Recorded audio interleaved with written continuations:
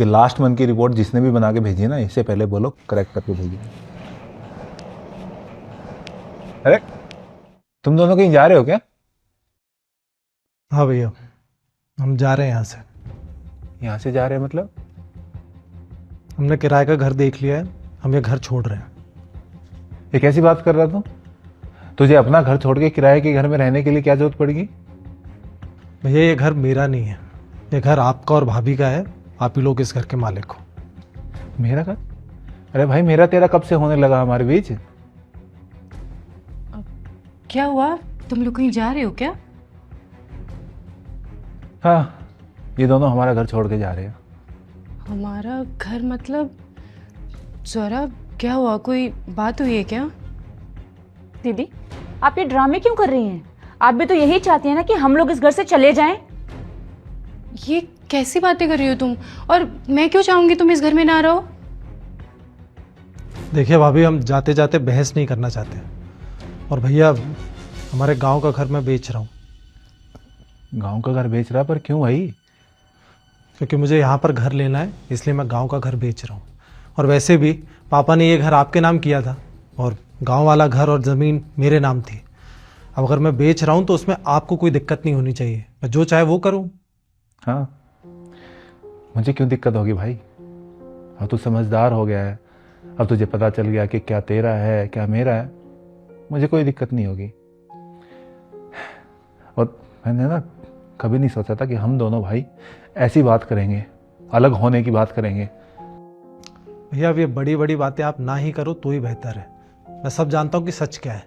क्या जानता तू जो इतना बोल रहा है? यही कि ये घर आपका है, मेरा तो इस घर पर कोई अधिकार नहीं है। उस दिन जब भाभी आपको बोल रही थी ना, तब मैंने सब सुना था। संजू, मुझे नहीं लगता हमें इस घर पर लोन लेना चाहिए। ले देकर, ये घर ही तो है हमारे पास। कुछ और फिगर आउट करते हैं ना।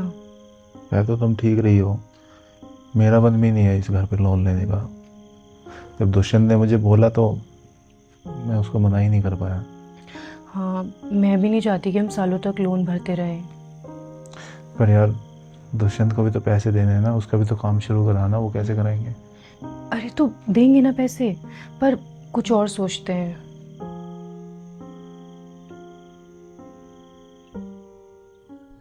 उस रात मैंने सब सुन लिया था। वैसे तो मैं स्वरा की कोई बात नहीं मानता, लेकिन सच तो सामने आना ही था ना। स्वरा सही कहती है कि इस घर में मेरी मदद करने वाला कोई नहीं है। जो करना है मुझे खुद ही करना है। अच्छा, तुम्हें लगता है ना इस घर में तुम्हारी कोई परवाह नहीं करता? रुको एक मिनट।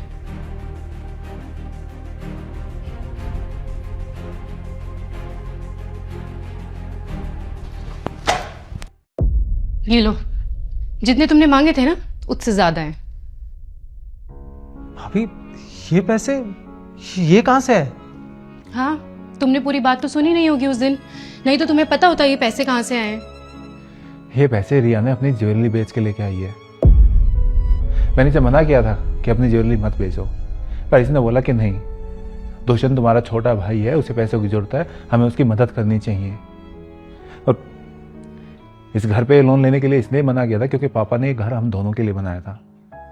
तो ये नहीं चाहती थी और मैं भी नहीं चाहता था कि हम इस घर को गिरवी रखे, इस पे लोन ले। और भाई, तू कह रहा है ना कि ये घर मेरे नाम है, मेरा है।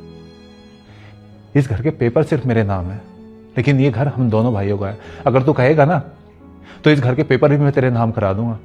ये घर पैसा मेरे लिए तेरे से बढ़ के कुछ भी नहीं है। मेरे लिए मेरा भाई सबसे जरूरी है।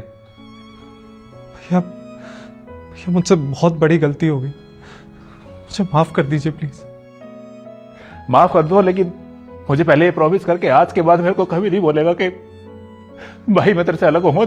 जब तक रहेंगे दोनों भाई साथ रहेंगे, एक साथ रहेंगे। भैया नहीं करूंगा, आज के बाद आपसे कभी अलग नहीं होऊंगा। और भाभी, आप भी मुझे माफ कर दीजिए। आपने मेरे लिए अपनी ज्वेलरी बेच दी। दीदी, मुझे भी माफ कर दो, मैंने भी आपको बहुत गलत समझा। तुम लोग सोच भी कैसे सकते हो कि हम तुम्हारे बिना रह सकते हैं? ये पैसे, घर, ज्वेलरी, ये कुछ मैटर नहीं करता। भाई ये पैसे ले, बिजनेस स्टार्ट कर। और इतना बड़ा बिजनेसमैन बन के दिखा कि मैं छाती ठोक के कहूँ कि ये मेरा भाई है।